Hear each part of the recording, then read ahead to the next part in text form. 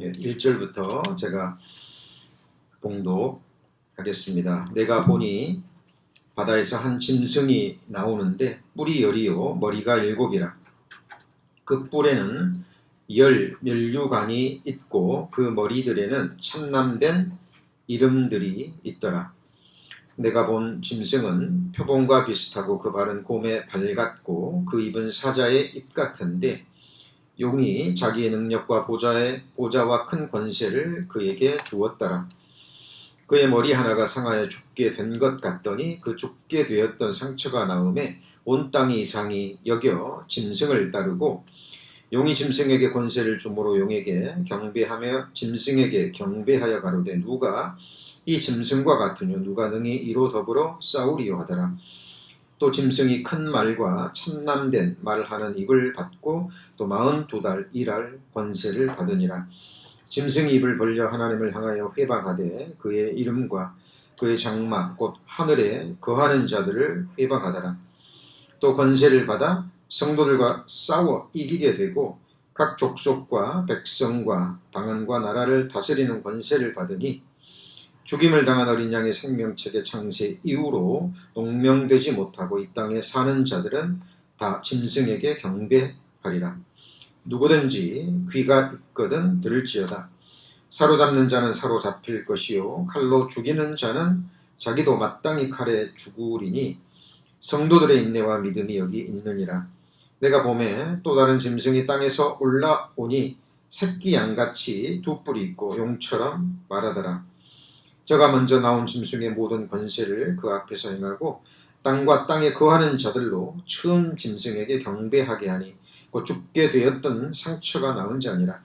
큰 이적을 행하되 심지어 사람들 앞에서 불이 하늘로부터 땅에 내려오게 하고 짐승 앞에서 받은 바 이적을 행함으로 땅에 거하는 자들을 미혹하여 땅에 거하는 자들에게 이르기를 칼에 상하였다가 살아난 짐승을 위하여 우상을 만들라 하더라. 저가 권세를 받아 그 짐승의 우상에게 생기를 주어 그 짐승의 우상으로 말하게 하고 또 짐승의 우상에게 경배하지 아니하는 자는 몇이든지 다 죽이게 하더라.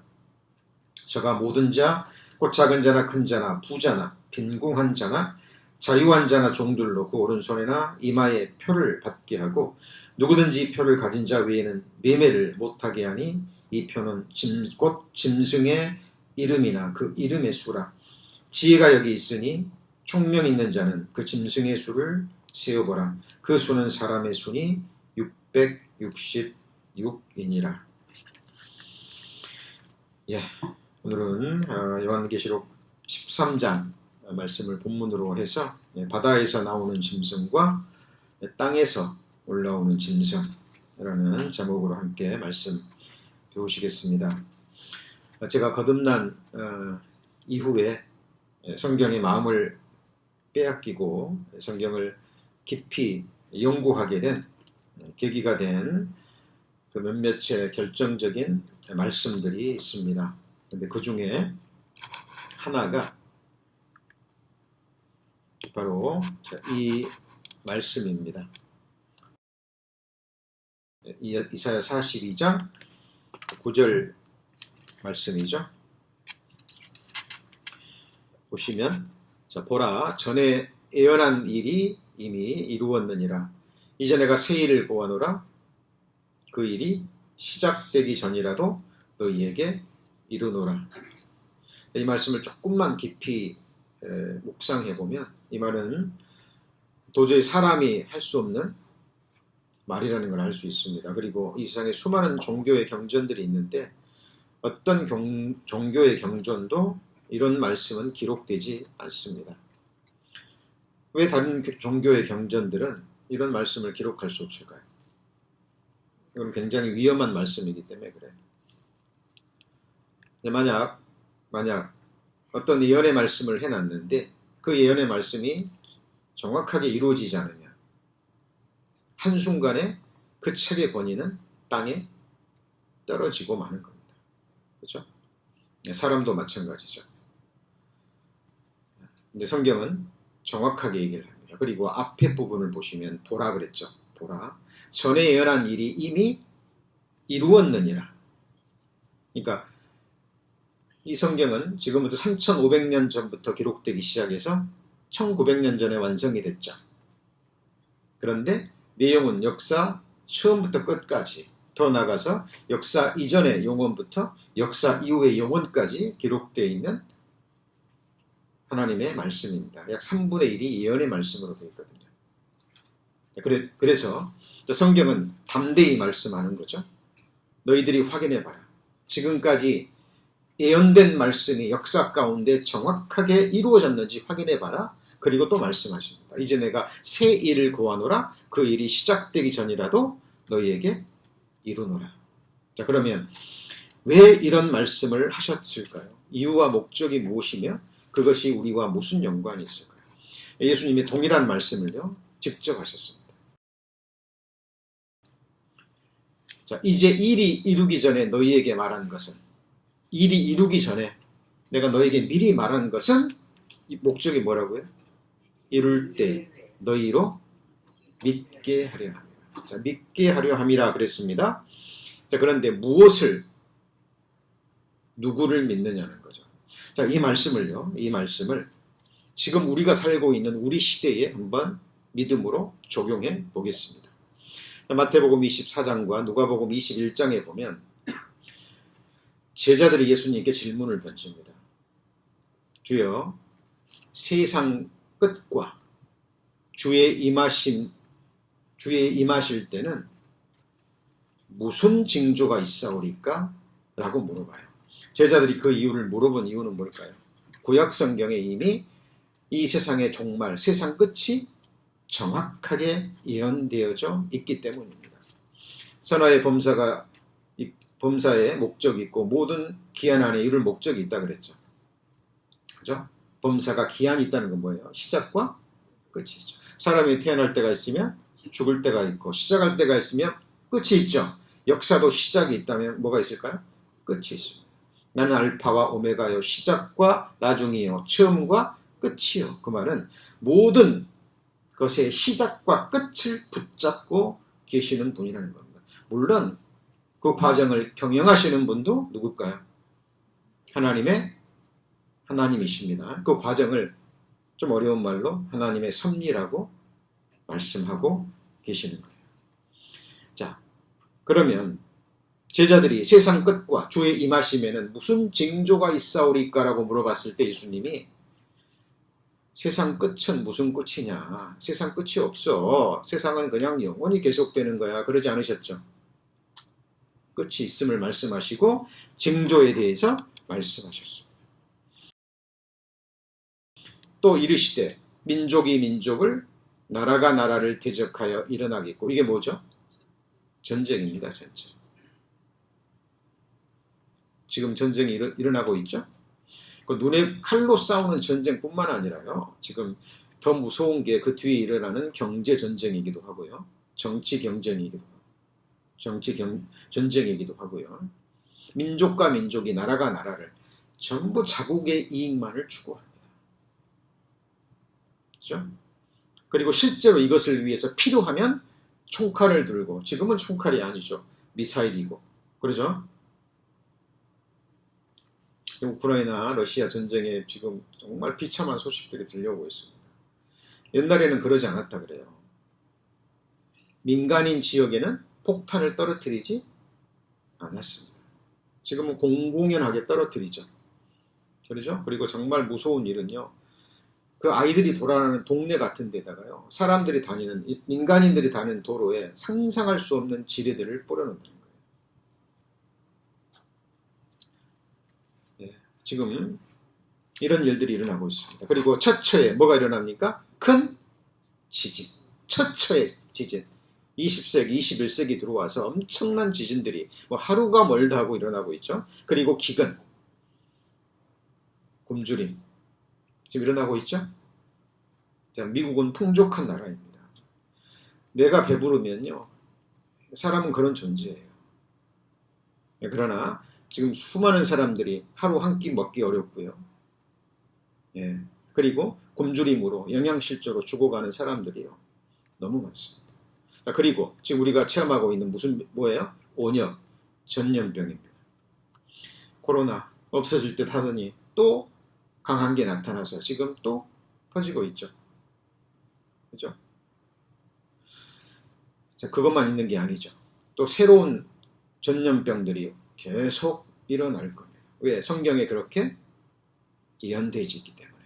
자, 지금 조금 전에 제가 무슨 말씀을 전해드렸죠? 예, 마지막 때의 징조 중에 하나, 또 예수님 말씀하셨잖아.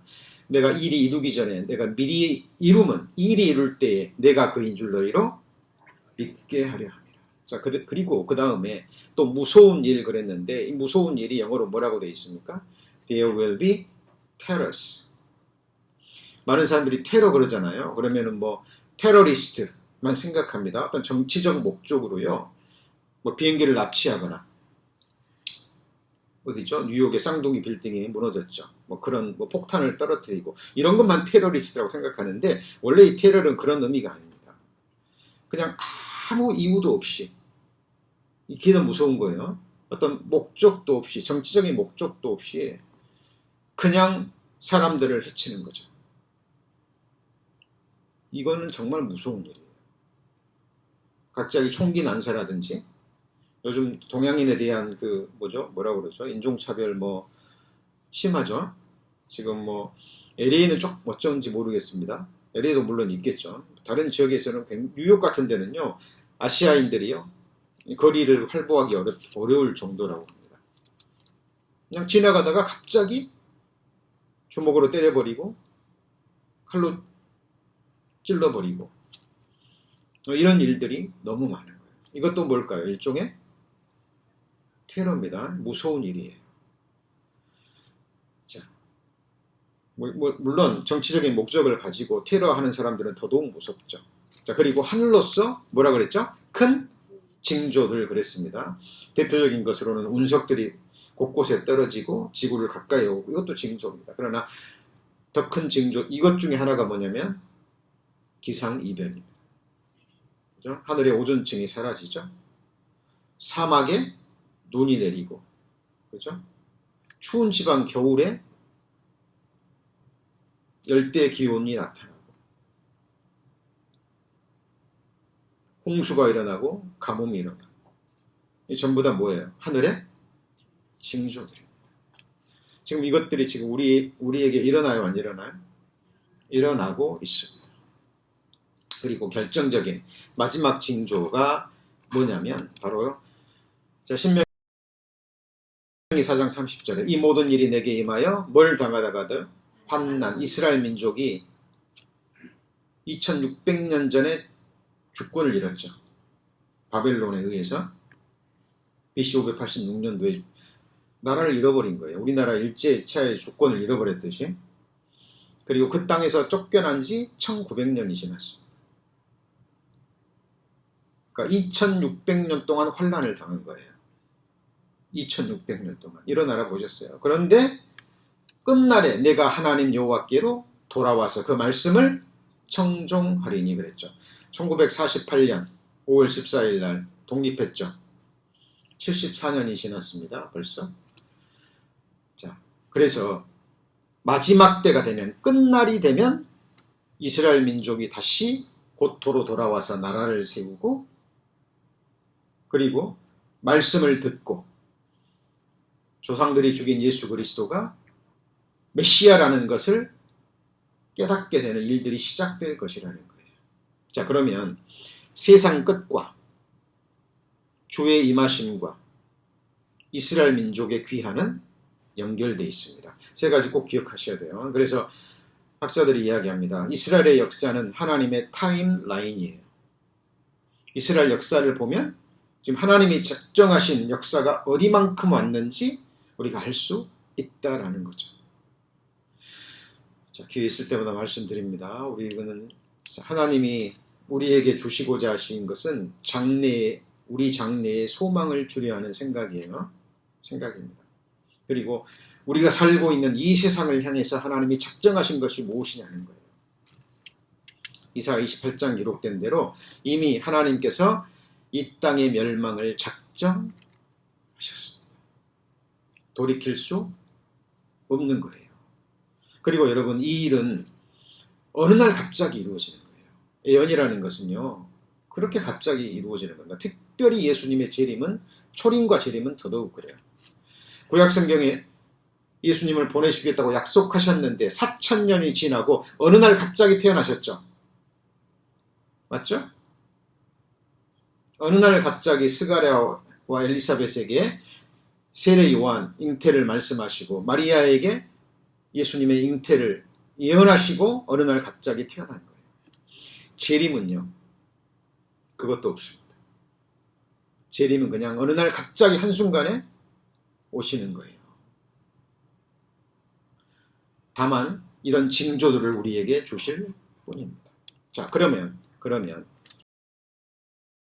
결정적인 말씀입니다. 이 말씀. 지금부터 일이 이르기 전에 미리 너희에게 이르면 일이 이룰 때, 조금 전에는 뭐라 그랬죠? 믿게 하려라면 그랬죠. 근데 뭘요? 누구를요? 무엇을요? 근데 내가 그인 줄 너희로 믿게 하리라. 자, 같이 해보시죠. 내가 그인 줄. 이 의미가 뭐냐는 거예요. 여러분, 예수 그리스도가 저와 여러분에게, 우리 성도님들에게 어떤 의미입니까? 누구입니까? 여러분, 우리 믿음의 대상은 노하우가 아니라 그랬죠. 그렇죠? 한 인격체, 사람이 되신 하나님, 하나님이시며 사람이 되신 참 하나님, 누구예요? 예수 그리스도예요. 그분에게 있는 거예요. 그분이 우리를 구원하시면 구원받는 거고, 그분이 우리에게 복을 주시면 복을 얻는 거고, 그분이 우리에게 영원한 생명을 주시면 영원한 생명을 얻는 거고, 그분이 우리에게 영원한 나라를 주시면 나라를 얻는 거예요. 이 땅에서의 육신적인 복도 마찬가지예요. 아들이 너희를 자유케 하면 너희가 자유하리라. 여러분, 예수 그리스도입니다. 그리고 예수 그리스도를 아는 것은 막연하게 아는 게 아니라 성경에 기록된 하나님이시고요. 그리고 이스라엘을 통해서, 이스라엘의 역사를 통해서 증거된 하나님입니다. 자, 나 여호와가 말하노라. 너희는 누구예요? 이스라엘 민족입니다. 너희는 나의 증인. 이스라엘 민족은 여호와를 증거하는 민족이에요. 누구에게 증거해요? 나에게. 지금 말씀을 듣고 계신 성도님들 한 분 한 분에게 나 여호와는 이런 신이다 라는 것을 이스라엘 역사를 통해서 증거하시는 거예요. 종으로 택함을 입은 나니는 너희로 나를 뭐하고 믿어요? 알고 믿어야 돼요. 알지 못하면 믿을 수 없어요. 하나님은 아는 것을 원하십니다. 맞죠? 영생도 유일하신 참 하나님과 그의 보내신 자 예수 그리스도를 아는 거예요. 자, 그리고 그 다음이 중요합니다. 알고 믿으며, 그 다음에 뭐라 그랬죠? 내가 그인 줄 깨닫게. 여러분, 말씀은 듣고 뭐 하셔야 돼요? 알고 믿고 깨달으셔야 돼요. 여러분, 어느 날 한순간에 우리 인생의 방향은 바꾸어집니다. 제가 소두에 말씀드렸죠. 제가 거듭난 이후에 제 인생의 방향을 완전히 바꾼 그 몇 말씀 중에 한 말씀이에요.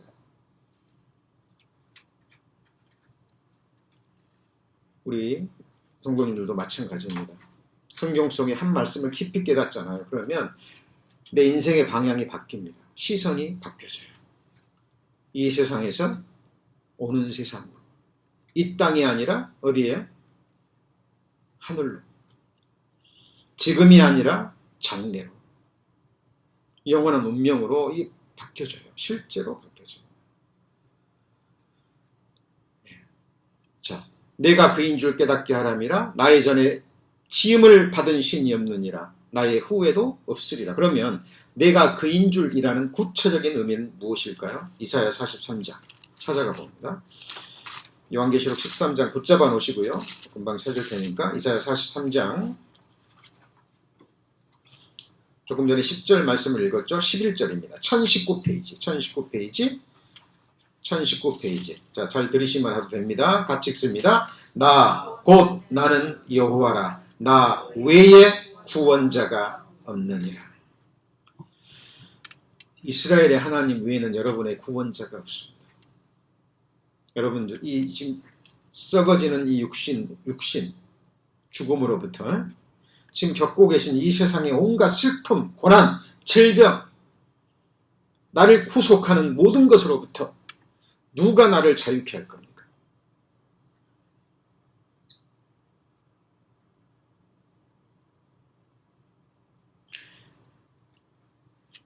주님이 우리를 구원해 주지 않으면 우리의 운명은 어떻게 되죠? 이 몸은 썩어지는 거예요. 진토로 돌아가는 겁니다. 자, 그것만 돼도 감사한 거죠. 끝이라면. 근데 성경 그렇게 얘기 않죠. 그죠? 둘째 부활, 심판의 부활을 받고 영원한 지옥 불못이에요. 우리를 썩어짐으로부터, 그쵸? 영원한 지옥 형벌로부터 구원해 주시고 우리 안에 갈망이 있잖아요. 우리 성도님들 행복하고 싶지 않으세요? 네. 우리에게 영혼을 사모하는 마음 주셨어요. 영혼을 갈망하는 마음 주셨어요. 왜요? 그 세상에 있기 때문이고 그 복이 실제하기 때문에. 그 복을 누가 주실 수 있죠?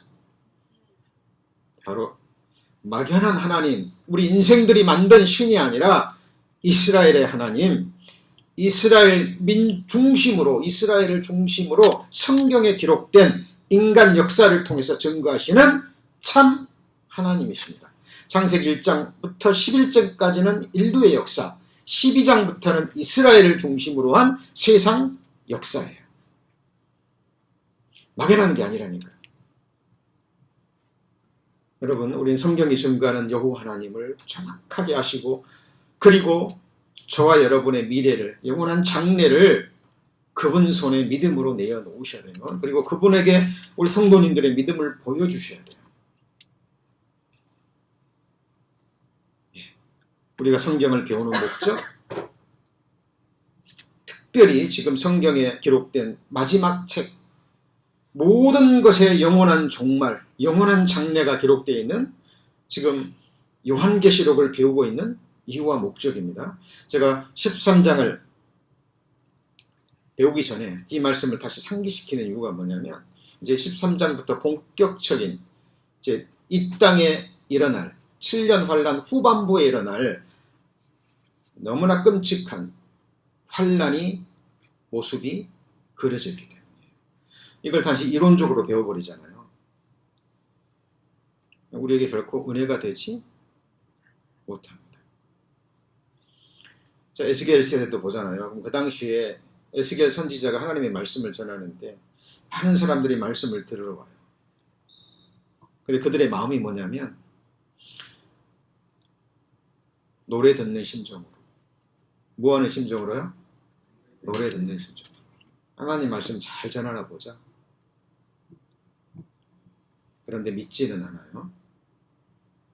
그런데 하나님의 말씀을, 에스겔 선지자를 통해서 듣는 하나님의 말씀을 노래소리처럼 들었는데 그 말씀이 그들의 삶에 그대로 이루어질 것이라는 것을 볼 것이라는 무서운 경고의 말씀도 기록되어 있습니다. 남유다가 멸망을 당했습니다. 바벨론에 의해서. 근데 살아남은 자들이 있어요. 그래서 바벨론 포로로 끌려갔고 남유다에도 전쟁에서 나라는 빼앗겼는데 살아남은 사람이 있어요. 근데 아무 생각이 없이 그냥 살아가는 사람이 있습니다. 예레미야 선지자가 그걸 보고 얘기를 하죠. 한번 같이 볼까요? 지나가는 자야. 이것이 너에게 관계가 없는가? 물어봅니다. 성경에 기록된 역사, 그 말씀들이 문자 그대로 이루어져 갑니다. 근데 이것이 관계가 없냐는 거예요. 성경의 마지막 끝에 징조, 처처에 전쟁이 있고 민족과 민족, 나라와 나라가 일어나고 기근과 그리고 온역과 하늘로부터 무서운 일과 징조들이 일어나고 어느 날 갑자기 주님 오실 텐데 이것이 너희와 관계가 없냐는 거예요. 여러분, 깨어있지 않으면 우리는 사탄의 괴계에 놀아나 버립니다. 우리 지난 시간에 배웠죠? 이제 하늘에서 있을 것을 얻지 못하고 땅에 쫓겨났죠. 자기들의 때가 얼마 남지 않았기 때문에 기가 막힌 방법으로 이 세상을 농락하고 미혹하고 그리고 그들을 멸망으로 이끌기 위해서 지금 마귀들이 들끓는 시대에 우리는 살고 있습니다. 뉴스 어저께 거 보셨죠? 한국에서 뭐 퀴어 축제가 하는데 뭐 그 비가 오는데 뭐 수십만이 모였다고 그러죠. 여러분, 지금 무서운 일들이, 하나님을 대적하는 일들이 지금 우리 시대에 일어나고 있습니다. 그리고 우리가 이 성경을 통해서 우리 장래사를 정확하게 알고 믿잖아요. 그러면 현실을 정확하게 볼 수 있습니다. 정확하게 본다는 것은 하나님의 눈으로 볼 수 있는 거예요. 그리고 저와 여러분의 그리스도인의 장래를 알게 되면 지금 우리가 당하고 있는 이러저러한 고난과 고통 앞에 담대해질 수 있습니다. 요동하지 않을 수 있어요. 그리고 소망으로 견디어낼 수 있습니다. 인내할 수 있는 정확한 근거들을 찾고 있는 거예요. 귀에 있을 때마다 제 자신에게 물어봅니다.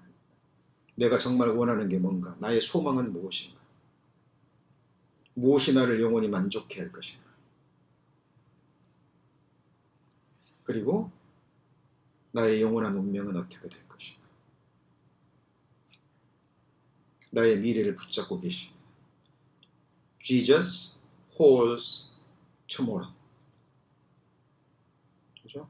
예수님만이 우리 성도님들의, 우리 교회의 장래, 미래를 붙잡고 계시고 알 수 있고 그렇게 우리를 인도하실 수 있는 유일한 분이 되십니다. 자, 본문 넘어갑니다. 요한계시록 13장. 많은 사람들이 성경은 몰라도 요한계시록 13장은 많이 알고 있죠. 그리고 가장 오해되고 잘못 해석되는 장이기도 합니다. 13장 1절 보시면 내가 보니 바다에서 한 짐승이 나오는데 뿔이 열이요 머리가 일곱이라 그 뿔에는 면류관이 있고 그 머리들에는 참남된 이름들이 있더라. 자, 첫 번째, 내가 보니 바다에서 뭐가 나와요? 짐승이 나옵니다. 자, 앞에 보실까요? 바다에서 나오는 짐승. 바다는 무엇이고 짐승은 무엇일까요? 이것만 정확하게 해석돼도요, 방향이 잘못되지는 않습니다. 자, 바다와 짐승이 의미하는 게 무엇일까요? 이건 사람이 해석하는 게 아니에요. 이거는 다니엘서를 조금만 알면 바로 해석이 됩니다. 다니엘 실장이 큰 짐승 넷이 어디에서 나와요? 근데 모양이 다르죠? 기억하세요. 짐승이 몇이에요? 넷인데 어디에서 나와요? 바다에서 나옵니다. 7장 17절에 이 답이 나와요. 그 큰 짐승은 누구예요? 내 왕이고 어디서 일어나요? 세상에 일어납니다. 그러면 답이 나왔죠. 짐승은 누구예요? 왕은 뭐죠? 통치자예요. 맞죠? 그럼 바다는 뭐예요? 감사합니다. 어렵습니까? 어렵지 않아요. 바다는 세상이고 짐승은 누구예요? 왕이고 통치자예요. 왜 하나님 말씀을 여기서도 조금 저기서도 조금 이렇게 하냐면 흩어놓으신 거예요. 진리를 찾고자 하는 사람에게는 바르게 찾을 수 있지만 이걸 어그러지게 해석하잖아요. 그러면 엉뚱하게 해석합니다. 스스로 멸망에 이르게 하나님이 그렇게 해놓으신 거죠. 자, 바다는 세상이고 짐승은 누구예요? 통치자랍니다. 여기서부터 해석이 시작되는 거죠. 자, 그러면 그 나머지 것들은 나라와 세상과 세상 통치자들과 연관이 되는 거죠. 맞습니까? 예. 자, 그리고 본문 보시죠. 요한계시록 13장. 내가 보니 바다에서 짐승이 나오는데 그 다음에 뭐예요? 뿔이 열이요 머리가 일곱이라. 자, 그럼 뿔과 머리 이게 전부 다 나라와 세상과 권세에 해당되는 거죠. 맞죠? 그렇죠? 자, 그러면 뿔이 열. 자, 뿔은 성경에 또 일반적으로도 어떤 힘과 권세 뭐 이런 것들을 상징합니다. 머리는 뭐 당연하죠. 머리는 뭐예요? 말 그대로 머리예요. 미국의 머리가 누구예요? 지금 바이든 정권이잖아요. 맞죠? 한국의 머리는 누군가요? 윤석열 정권이에요. 정권을 얘기합니다. 권세. 한 나라의 통치자, 짐승, 왕. 어렵잖아요. 그런데 뿔이 열이요 머리가 일곱이라 그랬습니다. 자, 지난 시간에도 이거 이미 제가 한번 말씀을 드렸는데 다시 점검합니다. 자, 뿌리가 하늘에 또 다른 이적이 보이니 보라 한 붉은 용이, 자, 용은 누구라 그랬어요? 사탄, 마귀라 그랬죠. 성경에 바로 나오잖아요. 옛뱀이요 마귀요 사탄이라는. 자, 보라 한 붉은 용이, 사탄이 용이 있어. 용이 있는데 머리가 뭐예요? 일곱, 뿔이 열이라. 그 머리에 일곱 면류관이 있는 겁니다. 그러니까 사탄이, 용이 아담에게 물려받은 이 세상 나라를 다스리는데 역사 가운데 있었던 주요한 일곱 나라를 얘기하는 거예요. 일곱 머리는.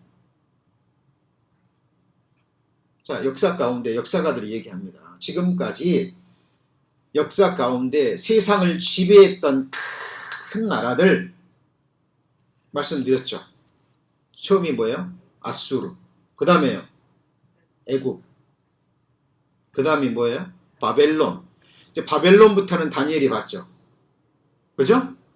바벨론. 그 다음에 뭐예요? 페르시아. 그 다음에 그리스. 그 다음에 뭐예요? 로마. 이게 여섯 번째 나라예요. 그리고 일곱 나라가 이제 이 세상 마지막에 세워질, 같이 해보시죠. 적그리스도의 나라.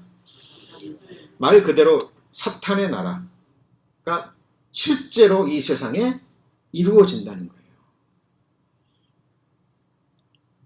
지금 준비가 다 돼 있습니다. 모든 것이. 자, 그런데 머리가 일곱이요 뿔이 열이라 그랬는데, 자, 보세요. 이 뿌리가 열이면 머리가 일곱이라고 그랬습니다. 자, 물어보죠. 머리가 더 중요합니까? 뿔이 더 중요합니까? 예, 머리에 뿔이 나죠. 그러죠? 예, 근데 이 일곱 번째 나라, 적 그리스도의 나라가 머리에 뿔이 몇 개예요? 10개라고 하는 얘기입니다. 자, 이게 무슨 말이냐면, 자, 사탄이 일곱 나라를 통해 통치한 세상 나라인데, 마지막 일곱 번째 나라의 머리에 뿔이 몇 개예요? 10개. 일곱 나라 정리합니다. 첫 번째가 어디예요? 애굽. 그리고요, 아수르. 그리고요, 바벨론. 다니엘이 느부갓네살의 꿈을 해석하고 이 세상 나라를 봤죠. 이 금신상은 굉장히 중요해요. 바벨론. 금으로 돼 있고 머리가 머리고 짐승의 모양은요 사자입니다. 세 번째는요, 네 번째는요 메데파사 페르시아죠. 은으로 돼 있고 그 금신상의 가슴이고 짐승은 뭐예요? 곰. 헬라는 배와 넓적다리. 그리고 짐승은 뭐예요? 표범. 여섯 번째 나라가 뭐죠? 로마. 철로 돼 있고 종아리에 해당되고 짐승이죠. 이 짐승, 로마의 짐승이요, 구체적으로 어떤 짐승인가는 나오지 않아요. 그리고 마지막 나라가 어디예요? 열국. 철과 진흙, 발가락에 해당되는, 자, 적 그리스도의 왕국. 이 로마가 두 개로 나눠져 가지고 동로마, 서로마로 나눠져서 그 나라들이 쪼개져서 지금 열국이 된 거예요. 그렇게 보셔도 지장이 없습니다. 그리고 이제 마지막 나라가 바로 적 그리스도의 나라. 일곱 나라. 근데 이 적 그리스도 왕국이 몇 개의 뿔이라고요? 10개의 뿔, 10개의 권역으로 나눠집니다. 이거 흔히 세계 정부라고도 얘기를 하죠. 10개의 권역으로 나누어진 통치가 된다는 건데요. 자, 여러분 로마 클럽이라고 들어보셨어요? 로마 클럽.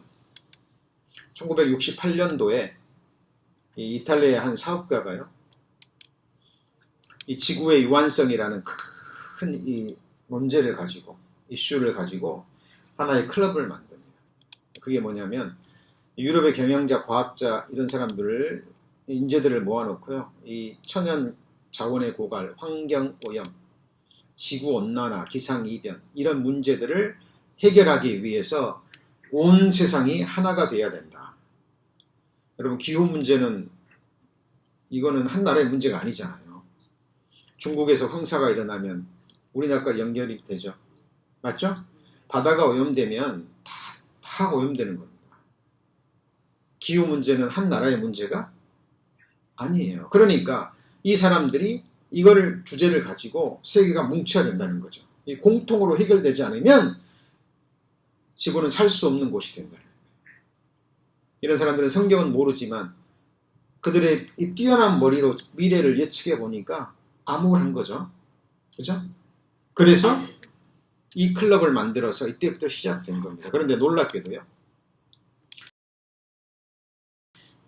이 1974년도에 이 사람들이 이 문제를 해결하기 위해서는 하나의 정부, 하나의 나라가 되어야 된다. 이것 외에는 방법이 없다. 그리고 지금 온 세상 나라를 10개로 나뉘어져서 통치해야 된다. 이게요, 이론적으로 보면 공산주의처럼 이론적으로 보면 그럴듯합니다. 이게 무슨 말이죠? 여러분 전쟁만 없어진다고 해보죠. 그러면 전쟁에 쓰이는 엄청난 그 재물을 가지고 다른 데 쓰면 어떨까요?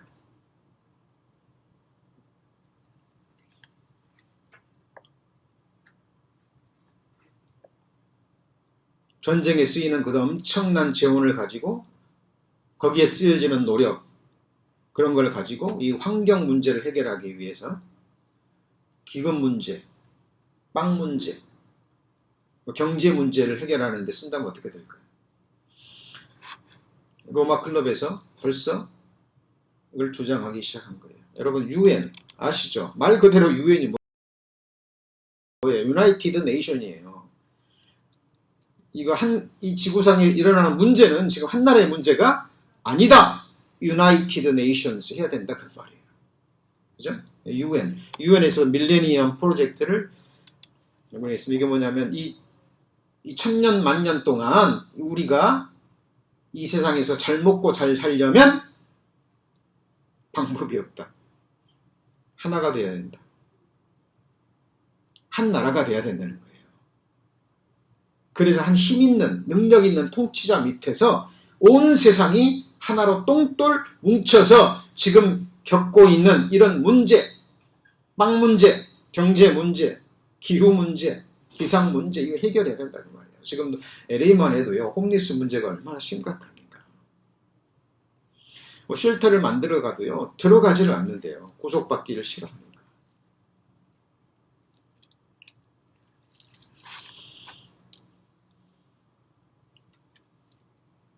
지금 이런 문제들을 해결하기 위해서는 강력한 정부가 나타나서 온 세상을 문제를 해결해야 된다고 얘기합니다. 근데 전부 다 주장하는 내용이 하나의 정부, 온 세계를 10개의 권역으로 나누어서 통치해야 된다는 거예요.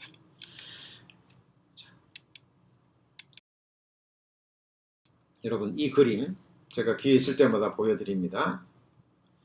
하나님 나라는 어느 날 갑자기 떨어지는 나라가 아니고 그죠?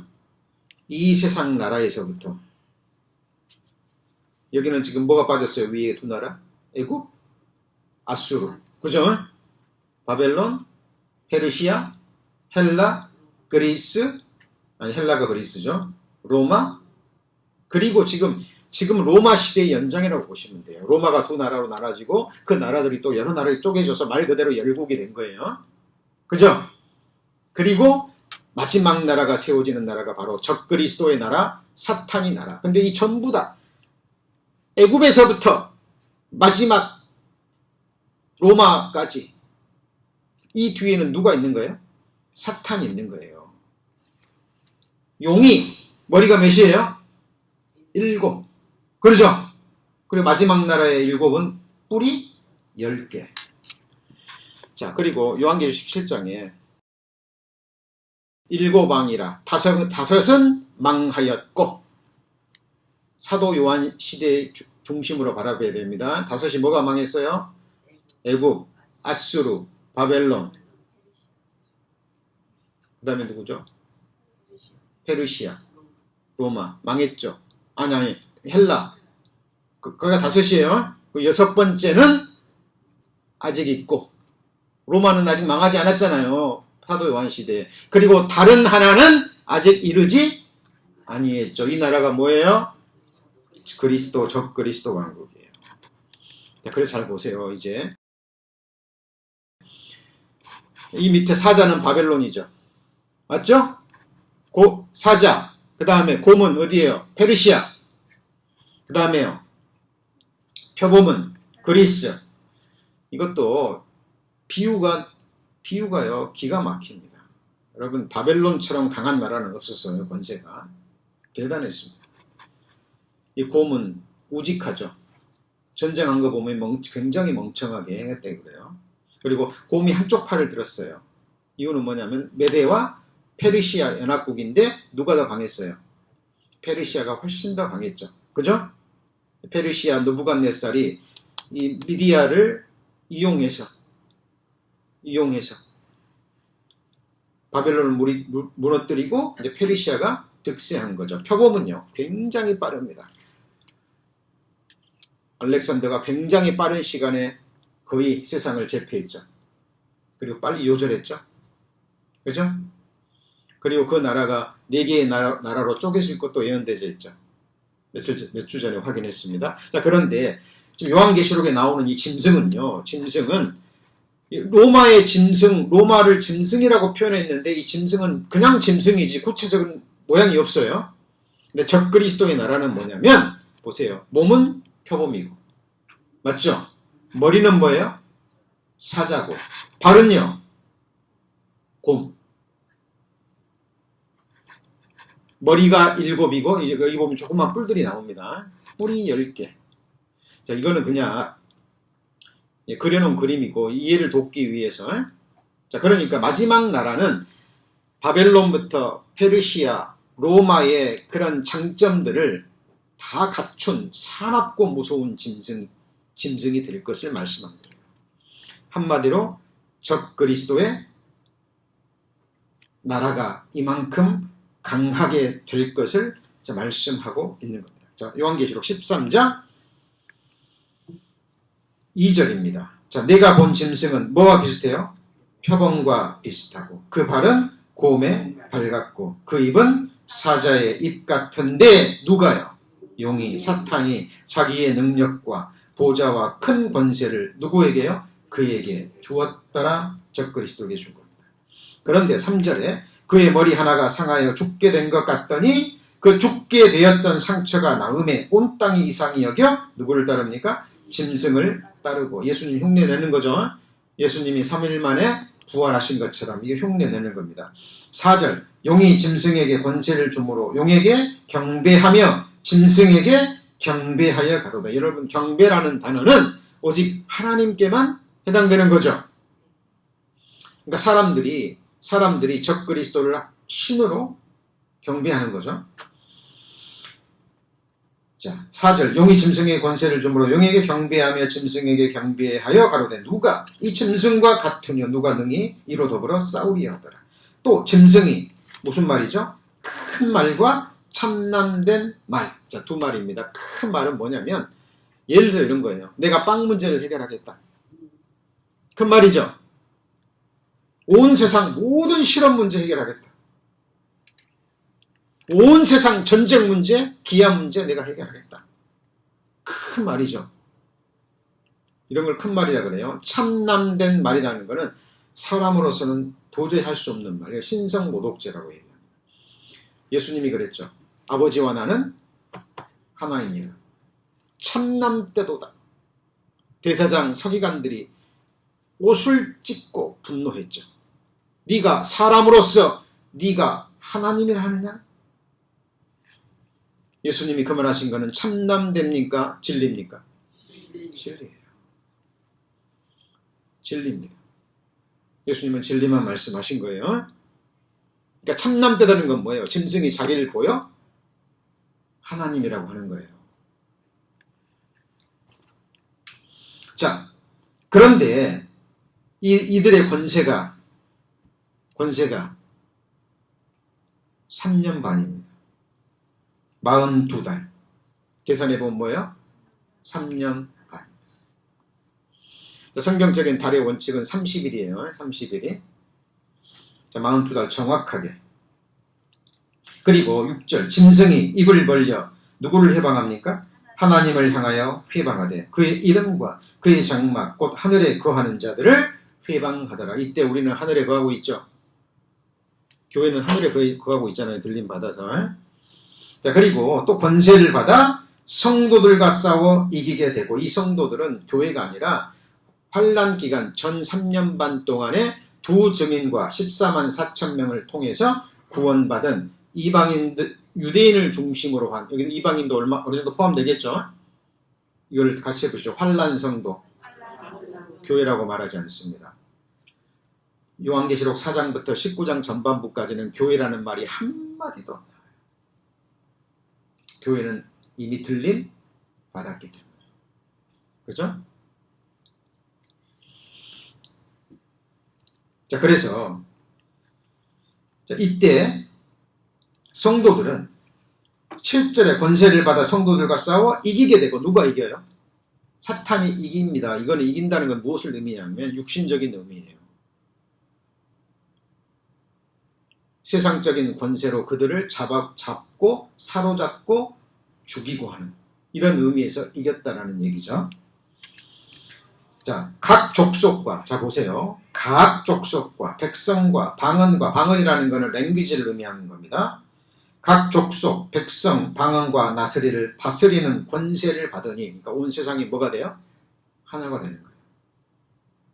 각 족속, 나라, 방언, 다스리는 권세, 세상의 통치자입니다. 누가 받아요? 적 그리스도가. 누구한테 받아요? 사탄에. 사탄이 그랬잖아요. 예수님에게 너 나한테 절해. 높은 산꼭대기에 올라가서 천하만국을 다 보여주고 너 절만해. 이건 내게 넘겨준 거기 때문에 내가 원하는 누구에게든지 준다. 예수님이 절 안 했죠? 주 하나님만 경배하라. 안 했어요. 사탄이 원하는 누군가에게 이 권세를 주는 겁니다. 여러분 기억하셔야 돼요. 사탄은 하나님 다음과는 권세와 능력과 지혜가 있습니다. 그리고 사탄은 사탄으로 나타나는 게 아니에요. 같이 해보시죠. 광명의 천사로. 네, 그렇게 나타납니다. 그럴듯하게 나타나서 사람을 미혹합니다. 여러분 사탄 마귀 만화에서 막 물 달리고 그런 거 아니에요. 세상에서 생각하는 잘못된 마귀고, 그들은 아름다운 광명의 천사로 양의 옷을 입고 나옵니다. 그러나 속에는 노략질하는 이리가 되는 거예요. 여러분 유능한 신학자들을 통해서, 신학교 교수들을 통해서, 수많은 설교자들을 통해서 이 성경이 얼마나 곡해되어서 전파되고, 그런 잘못된 말씀을 분별하지 못하고 받아들임으로 수많은 영혼들이 멸망으로 떨어지고 있습니다. 그래서 분별해야 된다는 거예요. 여러분 다른 사람의 구원도 중요합니다. 그러나 더더욱 중요한 것은 누구의 구원이에요? 바로 나의 구원입니다.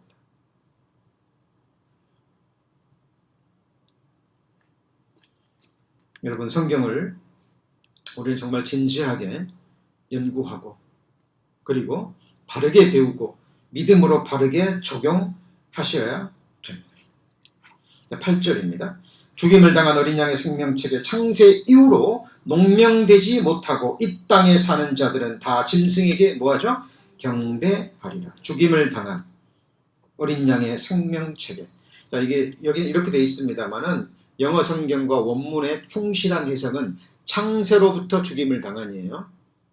언제부터 죽임을 당했어요? 창세로부터 죽임을 당한. 어린 양의 생명책에 그 이름이 농명되지 못하고 어디에 사는 자들이요? 이 땅에 사는 자들. 이건 땅이 단 거예요. 땅이. 그러니까 육신의 눈으로 보여지는 이 세상이 단 거예요. 육신을 입고 살아가는 7, 80의 생애가 단 거예요. 다. 죽음 건너편에 영원한 삶, 영원한 집, 영원한 운명은 관심이 없어요. 여러분 시간이 너무 빨리 지나갑니다. 우리 성도님들은 어떠십니까?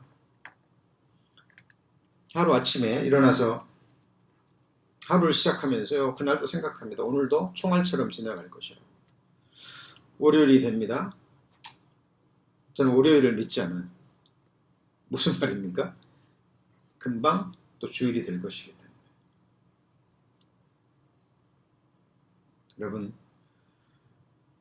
모세가 그랬죠.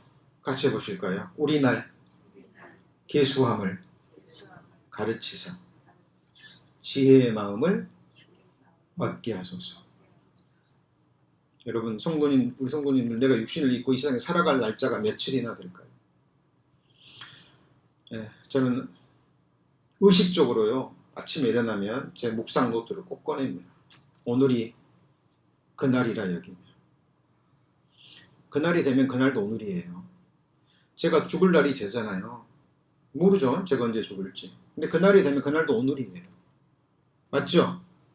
주님 오시는 그날이 되면 그날도 뭐예요? 오늘이에요. 그래서 성경에는 같이 해보시죠. 오늘이라 일컫는 동안 내일 일은 걱정하지 말아요. 그날 걱정은 그날 좋게라. 내일 걱정은 내일이 너를 걱정하게 하라. 원문에는 그렇게 돼 있어요.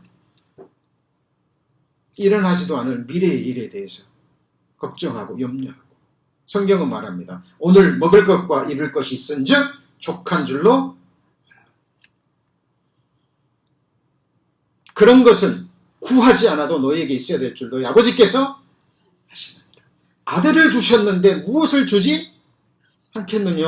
먼저 그 나라와 그 의를 구하라. 근데 사람들이 자기 세상 경험을 가지고 그 말씀을 밀착해요. 그래, 그 말씀에 한 번도 진지하게 순종해 보려고 생각하잖아요. 그러면 뒤에 나오는 그 능력의 말씀은 한 번도 체험하지 못해요. 성도님들, 무엇에 여러분의 운명을 맡기시겠습니까?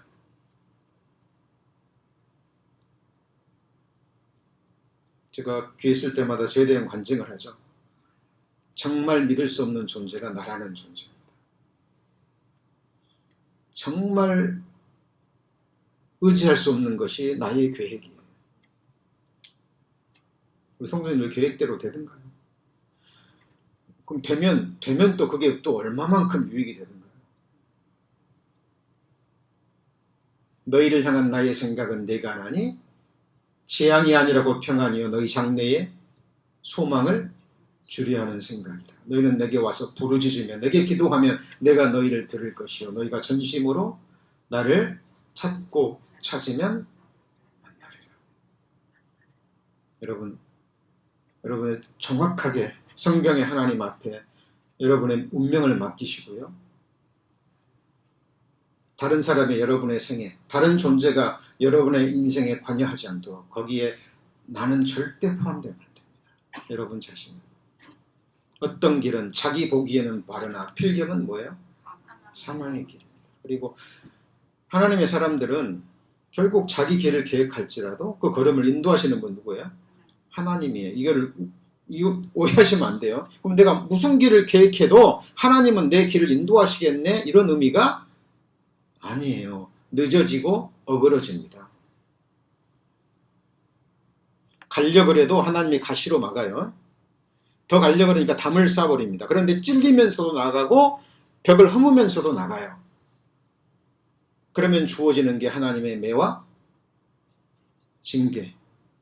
그만큼 어그려지고 늦어지는 거예요. 그 말은 그리스도인들은 그 길로는 갈 수 없어요. 늦어질 뿐이고 하나님께 받는 칭찬과 영광과 권세와 영광만 줄어드는 거예요. 같이 해보시죠. 하나님은 보응의 하나님, 보응의 하나님이십니다. 여러분, 우리 요한계시록을요 그냥 막연하게 호기심으로 그렇게 배우시면 안 되고요. 우리가 지금 살고 있는 이 세상과 직결되는 이야기입니다. 8절 다시 읽습니다. 죽임을 당한 어린 양의 생명책의 창세이후로 농명되지 못하고 이 땅에 사는 자들은 다 짐승에게 뭐예요? 경배하리라. 누구든지 귀가 있거든 들을지어다. 참 이상하죠? 요한계시록 2장과 3장에는 귀 있는 자는 성령이 교회들에게 하시는 말씀을 들을지어다 그랬는데 여기 교회 나와요 안 나와요? 교회는 이때 있어요 없어요? 없습니다. 그러니까 이 땅에 남아있는 7년 환란 속에 들어간 사람들 중에 귀 있는 자는 뭐예요? 들을지어다. 제가 말씀드리죠. 우리 성도님들 정말 살아있는 동안에 구원 확증하셔야 되고요. 그리고 이제 이 은혜 시대도 구원을 못 받았는데 들어가면 그 극한 환란 가운데 이방인들이 구원받을 수 있는 그 기회는 저는 극히 드물다고 봅니다. 있습니다. 각 민족마다 있겠죠. 그러나 많지는 않을 겁니다. 유대인들이 14만 4천 년을 통해 원래 7년은요. 여호와의 7 절기 중에서 속죄절에 해당이 돼요. 민족적으로 회개할 수 있는 시간이에요. 그죠? 그러나 혹 우리 성도님들이 남겨진 그럴 리는 없겠지만 두려워하셔야 됩니다. 그래서 구원을 확정하셔야 되고 만약 그렇다면 정말 그때라도 복음을 받아들이시고 그러시고 말 그대로 이 짐승의 표는 그때 3년 반 그때 적그리스도가 성전에 앉아서 자기를 보여 하나님이라 하고 자 그리고 표를 받게 하고 표를 받지 않으면 뭘 못해요? 매매가 뭐죠? 삶의 팔매 경제활동을 못하게 하는 거예요. 그렇죠? 지금 이 팬데믹을 통해서 이미 다 훈련 다 끝났죠. 그렇죠? 백신 안 맞으면 비행기도 못 타고 백신 안 맞으면 식당도 못 들어가고 이게 아주 그림자로 잠깐 보여주신 거예요. 이때가 되면 말 그대로 경제활동을 아예 못합니다. 땅에 거하는 자들은 하나님을 모르는 자들은요 할 수밖에 없겠죠. 그 사람들은 이제 뒤에 배우지만 영원토록 쉼을 얻지 못하고 영원한 불목 가운데서 영원한 고통 중에 들어가게 될 겁니다. 주의할 것은 여기 보면 땅에 거하는 자들입니다. 땅에 거하는 자들. 자 그리고 자 지금 13장 1절에서 11절까지는 바다에서 나오는 짐승이죠. 그죠? 그런데 거기 보면 11절에는 보면 내가 보면 또 다른 짐승이 어디서 올라와요? 땅에서 올라옵니다. 자, 이 땅에서 올라오는 짐승은 바로 거짓 선지자입니다. 누구예요? 거짓 선지자. 그리고 이 거짓 선지자가 권세를 받아서 적 그리스도를 메시아로 선전하며 이 표를 받게 하는 것도 적 그리스도가 하는 게 아니라 이 거짓 선지자가 그 일을 담당해요. 우상을 세우게 하고 권세를 받아서 다르게 하고. 자, 이 부분은 이제 다음 시간에 이어서 계속 공부하게 되실 겁니다. 자, 지금 우리 요한계시록 이제 정말 중요한 부분에 앞에도 물론 중요합니다. 그러나 이제 정말 중요한 부분으로 이제 넘어가요. 우리의 실생활과 직결되는 문제들입니다. 자, 정리하면 13장에 나오는 두 짐승이 나옵니다. 하나는 어디서 올라와요? 바다에서 올라옵니다. 이거는 정치 지도자예요. 그리고 이제 땅에서 올라옵니다. 이 땅이라는 거는 이 땅 속에 언더그라운드 그 의미가 아니고 하늘과 대조되는 땅이에요. 하나님은 어디서부터 오셨어요? 하늘에서부터 오셨죠. 근데 적그리스도는 어디서부터 와요? 땅에서부터 오는 겁니다. 하늘에서 있을 곳을 얻지 못하여 땅으로 쫓겨난 사탄 마귀가 근원이 돼서 오는 거짓 선지자인데 이 거짓 선지자 이거는 대표격이고 이건 이제 뒤에 보면 나옵니다. 모든 방언과 나라와 물 위에 앉은 음녀 이게 같이 해보죠. 타락한 기독교. 이 기독교가 정치 세력과 연합해서 하나가 돼서 적그리스도를 추앙하게 될 겁니다. 지금 청주교를 중심으로 종교 통합 운동이 이루어지고 있고요. 거의 이루어졌다고 보시면 돼요. 그런 사진들 보셨어요? 교황이 전 세계 큰 개신교 교회들 그 목사들과 함께 사진을 찍고 종교 통합 이루는 사진들이 너무나 많아요. 너무나 많습니다. 대표적인 교회가 한국의 사랑의 교회, 명성교회. 그 목사 두 아시죠? 대표적인 그 교회가 주도적으로 앞장서고 있습니다. 여러분, 지금 요한계시록 이제 22장인데 13장으로 넘어갑니다. 이 진도가 중요한 게 아니라 한 말씀 한 말씀을 배워도 정확하게 배우시고 바르게 배우시고 우리 자신에게 믿음으로 적용하셔야 된다는 겁니다. 사탄 마귀는 오늘 들은 말씀 또 잊어버리게 할 겁니다. 지나가 버리게 하죠. 여러분 깨어 있으시고 반복해서 들으시고 생각하시고 이 말씀이 나와 무슨 연관이 있는가, 그리고 내가 살고 있는 이 장래에 무슨 일이 일어날 것인가 알게 되면 준비하게 됩니다. 무엇에 힘을 써야 될지 알게 되고 내 인생의 방향이 정해집니다. 위로 향한 생명길은 음부의 길에서 떠나게 합니다. 여러분 지금 깨어 기도할 때입니다. 말씀 안에서 깨어 기도하시고, 그리고 지금 우리 서로를 위해서 정말 기도할 때입니다. 그렇게 해서 이 어려운 시기 믿음으로 극복하시고 잠시 후에 우리에게 펼쳐질 그 약속의 나라 소망의 눈으로 바라보면서 우리 하루하루 한 걸음 한 걸음 그 천성을 향해서 정말 순례자의 걸음을 내딛는 우리 성도님들 되시기를 축원합니다. 기도하시겠습니다. 살아계신 하나님 감사합니다. 오늘 요한계시록 13장 또 전반부 말씀을 함께 배웠습니다. 성령의 감동하심으로 기록되었기에 또 성령의 감동하심으로 또 우리에게 가르쳐 주시며 또 저희들 하나님의 말씀을 바르게 배울 수 있음을 믿습니다. 말씀 안에 깨어있게 하시고 어떤 상황 속에서도 저희들 낙담하지 않도록 항상 기뻐하고 쉬지 말고 기도하며 범사에 감사하는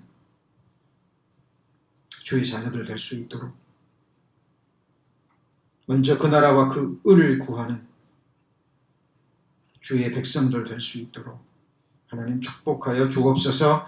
우리 구주 예수 그리스도의 이름으로 기도합니다. 아멘.